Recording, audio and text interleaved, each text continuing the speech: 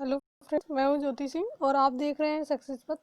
आज के इस वीडियो में हम पॉलिटेक्निक सिविल इंजीनियरिंग के 5th सेमेस्टर के स्टूडेंट के लिए जो soil mechanics and foundation engineering का उनका सब्जेक्ट है उसके ऊपर हम बात कर रहे हैं। उसमें हमने 3rd चैप्टर आपका यहाँ पर कंप्लीट हो चुका है। सॉइल मैकेनिक्स के प्लेलिस्ट में जाके आप पीछे किसी वीडियो देख सकते हैं। 4th चैप्टर का फर्स्ट पार्ट आपका कंप्लीट हो चुका है। सेकेंड पार्ट में आज हम इस चैप्टर को कवर करने वाले हैं, कंप्लीट करने वाले हैं।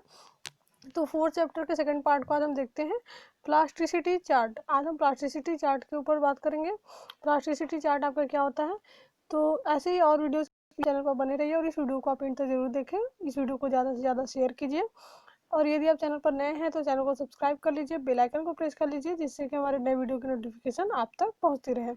तो यहाँ पर हम देखेंगे प्लास्टिसिटी चार्ट के बारे में। मृदा के गुणों के आधार पर आर्थर कैसाग्रांडे ने एक चार्ट बनाया जिसे सुगठिता चार्ट के नाम से जाना जाता है।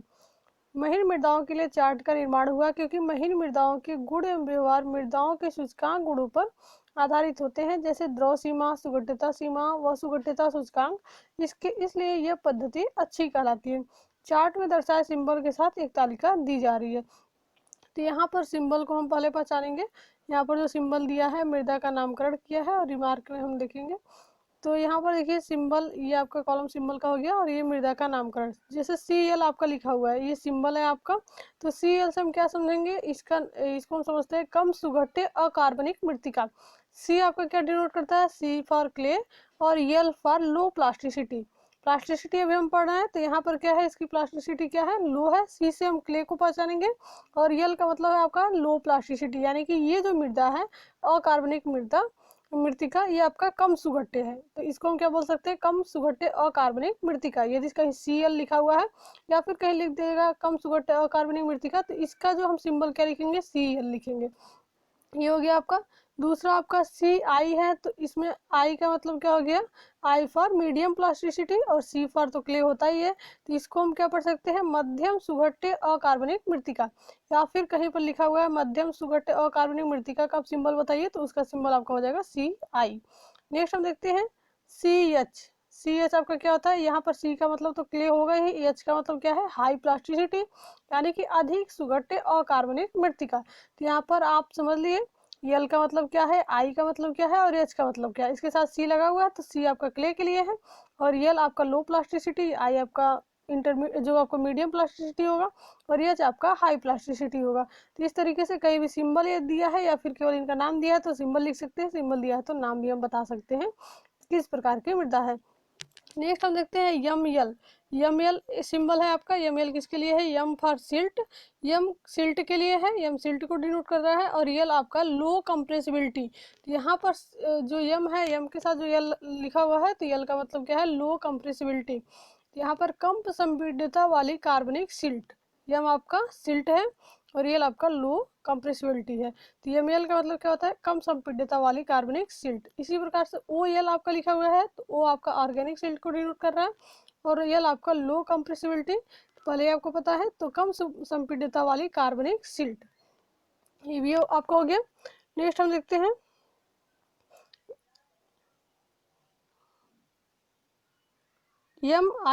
I का मतलब आपका होता है मीडियम, तो मध्यम संपीड्यता वाली अकार्बनिक सिल्ट यहाँ पर हो गया आपका। नेक्स्ट हम देखते हैं OI, तो मध्यम संपीड्यता वाली अकार्बनिक सिल्ट ये हो गया। नेक्स्ट आपका MH है तो उच्च संपीड्यता वाली अकार्बनिक सिल्ट और OH है तो उच्च संपीड्यता वाली कार्बनिक सिल्ट। यहाँ पर हो गया आपका कार्बनिक अकार्बनिक और M और O लिखा हुआ है तो इसके साथ जो HLI लिखा होगा वहाँ पर हम कंप्रेसिबिलिटी को डिनोट करेंगे और जहाँ पर C लिखा हुआ, C के साथ LHI लिखा हुआ तो इसको यहाँ पर हम प्लास्टिसिटी को डिनोट करेंगे। नेक्स्ट हम देखते हैं, ये आपका सिंबल था और मृदा का नामकरण था, ये आपसे एग्जाम में पूछा जाता है। डायरेक्ट सिंबल दे दिया जाएगा, नाम पूछ लिया जाएगा या फिर नाम दे दिया जाएगा सिंबल। तो इसका आपको जो इसका फुल फॉर्म है ये आपको पता होना चाहिए कि इसका मतलब क्या होता है। नेक्स्ट हम देखते हैं, यहाँ पर चित्र में भी दिखाया गया है, यहाँ से लिक्विड, यहाँ पर देखिए द्रव सीमा दिखाया गया है इधर और इधर आपका सुगठिता सूचकांक दिखाया गया है। यहाँ पर CL WL, यहाँ पर WL, यहाँ पर CH है, CI है, CL है लो, I मीडियम और H आपका हाई।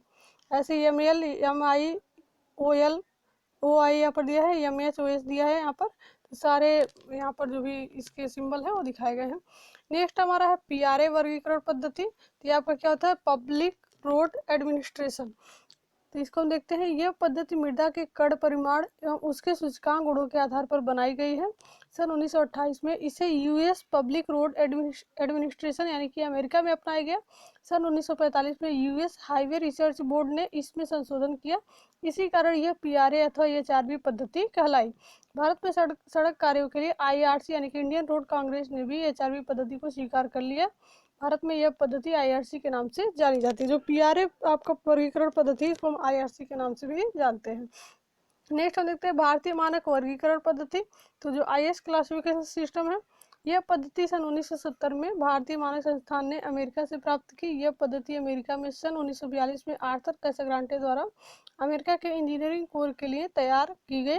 सबसे पहले इस पद्धति का नाम एयरफील्ड क्लासिफिकेशन सिस्टम था। संशोधन के बाद इस पद्धति का नाम अनफाइंड सॉइल क्लासिफाइड सिस्टम रखा गया। वर्तमान में यह पद्धति हवाई अड्डों के अलावा बांधों में अन्य इंजीनियरिंग कार्यों हेतु अपनाई जाती है। वर्तमान में यह पद्धति भारत में भारतीय मानक वर्गीकरण प्रणाली के नाम से प्रचलित है। इसको हम IS क्लासिफिकेशन सिस्टम के नाम से जानते हैं। इस प्रकार से इसको हम मुख्यतः 3 समूहों में, निम्न समूहों में हम बांट सकते हैं। पहला आपका है स्थूल कड़ी अथवा मोटे कण वाली मृदाएं, सूक्ष्म कड़ी अकार्बनिक मृदाएं और कार्बनिक मृदाएं अन्य मृदाएं। तो ये 3 इनका समूह है। जैसे आपका स्थूल कड़ी मृदाएं में आपका क्या आ जाता है, इस प्रकार की मृदाओं को IS 75 माइक्रोन चालनी से छानने पर मृदाओं का अवशेष 50% से अधिक भाग चालनी पर रुक जाता है। इसको हम 75 माइक्रोन से अगर चालते हैं तो 50% से अधिक भाग आपका चालनी पर रुक जाता है। स्थूल कड़ी मृदा में इसमें आपका क्या आता है, बजरी आ जाता है। इसी प्रकार से आपका बालू आ जाता है। और उसके बाद से आपका सूक्ष्म कड़ी जो अकार्बनिक मृदाएं हैं, इसमें आपका क्या है, अकार्बनिक सिल्ट। इसमें इसे यम अक्षर से दर्शाते हैं। अकार्बनिक मृतिका को हम क्ले को सी से, अकार्बनिक जो क्ले होती है उसको सी से, और अकार्बनिक जो आपका सिल्ट होता है उसको यम से, जो हमने पहले पढ़ा अभी। कार्बनिक सिल्ट और मृतिकाएं कार्बनिक पदार्थ के लिए ओ से हम इनको प्रदर्शित करते हैं। तो ये जो भी सिंबल है उसको जानना जरूरी है। निम्न संपीडितता वाली सिल्ट मृतिका ऐसी मृदाओं की द्रव सीमा 35% से कम होती है और इसे यल से हम डिनोट करते हैं। जो लो आपका होता है, लो प्लास्टिसिटी। इसी प्रकार से आपका जो मध्यम होती है वो 35 से 50% के बीच में होती है, और जो उच्च होती है 50% से अधिक होती है। इसको हम एच से दिखाते हैं। नेक्स्ट हमारा है मृदा के घटक, चिन्ह और कणों का परिमाण एवं वर्णन। यहाँ पर आपको डिटेल में दिखाया गया, तो यहाँ से आप पढ़ सकते हैं। बोल्डर मृदा के घटक है, इसका क्या परिमाण या वर्णन है।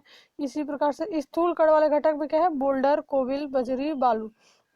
नेक्स्ट आपका है स्थूल कण वाले घटक, यहाँ पर सिल्ट, मृतिका, कार्बनिक पदार्थ। इसका पूरा डिटेल यहाँ पर दिया गया है। सिल्ट को यम से, मृतिका को सी से, और कार्बनिक पदार्थ को ओ से हम डिनोट करते हैं। नेक्स्ट हमारा है, यहाँ पर पूरा डिटेल दिया गया। W आपका क्या है, B क्या है, P क्या है, L, I, H। तो पूरा चीज़ हमने पहले देख लिया है, सारी चीज़ें हमने। तो नेक्स्ट हम देखते हैं मृदाओं की स्थलीय पहचान। ये भी आपका इम्पोर्टेंट है। इसमें मृदाओं की जानकारी या पहचान है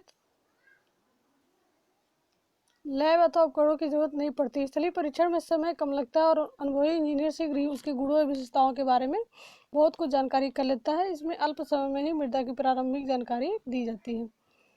तो उपरोक्त जानकारी निम्न परीक्षण हम कर सकते हैं: dilatancy test, dry strength test, toughness test, dispersion test और bite test, colour and odour test. तो उपरोक्त परीक्षण सिलेबस में आपके नहीं है, तो इसलिए इसको हम डिटेल में नहीं पढ़ेंगे। केवल टेस्ट का नाम हम जान सकते हैं कि स्थलीय पहचान में कौन कौन से टेस्ट हम कर सकते हैं। तो इस प्रकार से ये जो चैप्टर आपका है समाप्त हो गया। नेक्स्ट हम वीडियो आपका नेक्स्ट चैप्टर पे आधारित होगा। तो इसी तरह के और वीडियोज़ के लिए आप चैनल पर बने रहिए और इस वीडियो को आप ज़्यादा से ज़्यादा शेयर कीजिए।